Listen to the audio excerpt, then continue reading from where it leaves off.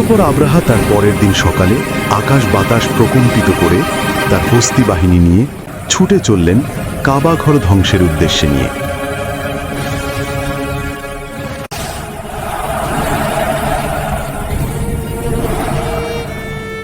সে এক সময় ছিল যখন আরবের বুকে ঈমান আর অহংকারের এক অসম লড়াই শুরু হতে চলেছিল।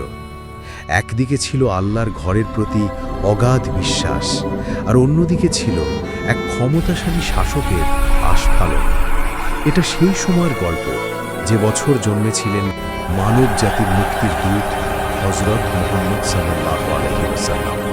আর সেই বছরটি ইতিহাসে পরিচিতি পেয়েছিল হস্তি বর্ষ বা আমুল ফিল। হানজালা, দেখো, আমার বানানো এই স্বর্ণের গির্জা আজ খালি পড়ে আছে, আর আরবরা মরুভূমির মাঝে এক পাথরের ঘরে উপাসনা করতে যায়। আমার এত ঐশ্বর্য, এত ক্ষমতা, সবই কি বৃথা?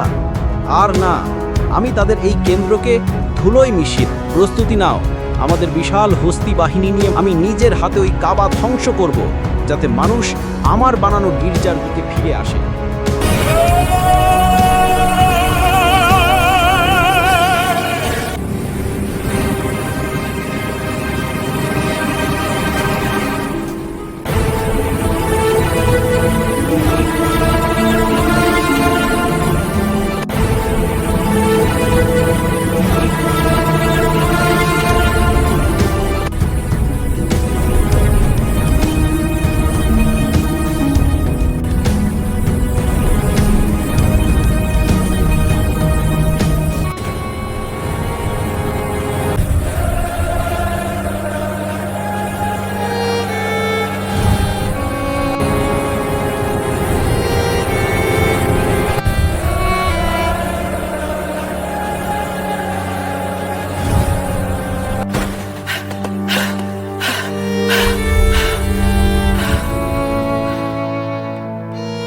আমি আপনার ব্যক্তিত্বে মুগ্ধ, কুরাইশ নেতা।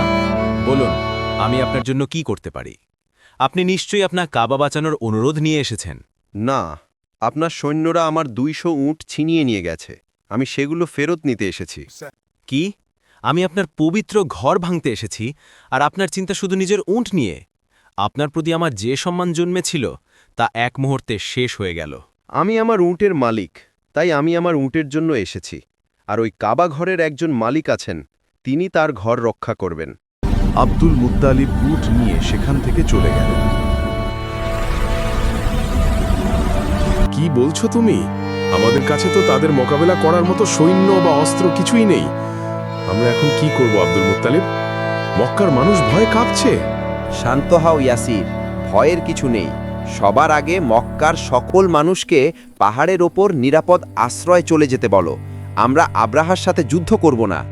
যুদ্ধ না করলে আমরা আমাদের ঘর, আমাদের কাবাকে কিভাবে বাঁচাব? এই ঘরের মালিক আমরা নই, এর মালিক স্বয়ং আল্লাহ। তিনিই তার ঘর রক্ষা করার জন্য যথেষ্ট। আল্লাহ, তুমি তোমার কাবা ঘর রক্ষার মালিক। অতঃপর আব্দুল মুত্তালিব অঝরে কাঁদতে লাগলেন।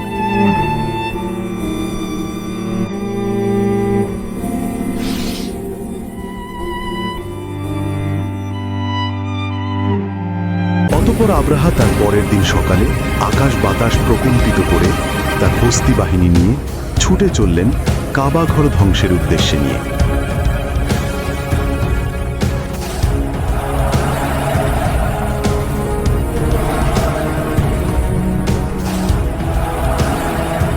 কিন্তু কিছু সময় পরেই তার হস্তিগুলো এলোমেলো ছুটাছুটি করে স্থান ত্যাগ করল।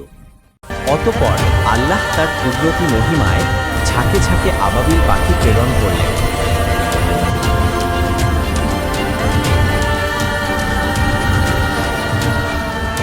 প্রত্যেক পাখি তার মুখে একটি করে কঙ্কর নিয়ে এসেছিল।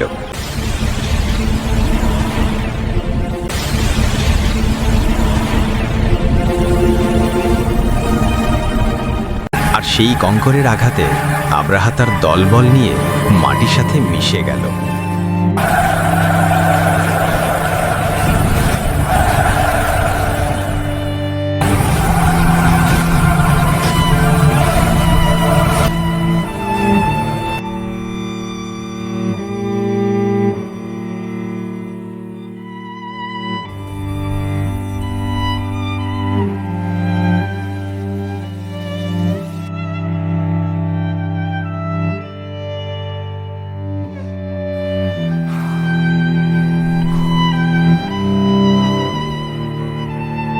আপনি কি দেখেননি আপনার পালনকর্তা হস্তি বাহিনীর সাথে কিরূপ ব্যবহার করেছেন? তিনি কি তাদের চক্রান্ত নস্যাৎ করে দেননি? তিনি তাদের উপর প্রেরণ করেছেন ঝাঁকে ঝাঁকে পাখি, যারা তাদের উপর পাথরের কঙ্কর নিক্ষেপ করছিল।